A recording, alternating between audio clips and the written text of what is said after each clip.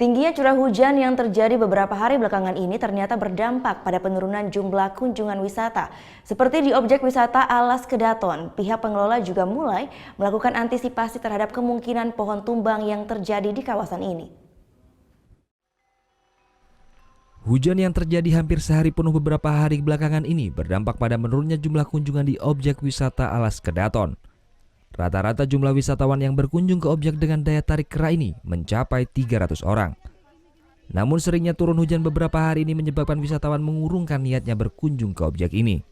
Seperti pada Selasa kemarin, hingga pukul 4 sore jumlah kunjungan sekitar 50 orang. Ya jelas ini karena musim hujan, kalau misalnya jam segini semestinya kalau kemarin sudah ramai bus-busnya, tapi sampai jam segini karena terkait hujan jadinya agak berkurang kedatangan busnya gitu.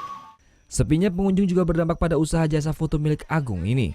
Penghasilannya pun menurun drastis karena dalam sehari dia biasanya mampu menjual foto sekitar 25 lembar per harinya. Namun hingga sore kemarin hanya 2 lembar foto yang terjual. Iya pastinya udah dampaknya seperti itu dampaknya. Ya pasti ada pengurangan. Gitu. Karena untuk berfoto kalau hujan-hujan nggak nyaman jadinya tamunya. Di sisi lain terjadinya angin kencang disertai hujan juga menjadi perhatian khusus dari Badan Pengelola Objek Wisata.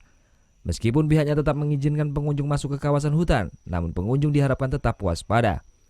Pihak pengelola sendiri berencana akan memotong sejumlah ranting pohon yang dianggap membahayakan. Surya Sanjaya melaporkan untuk NET. Thank you. Udah selesai nonton beritanya? Jangan pergi dulu dong. Subscribe dulu dan nonton tayangan lainnya di sini. Subscribe, nonton lagi.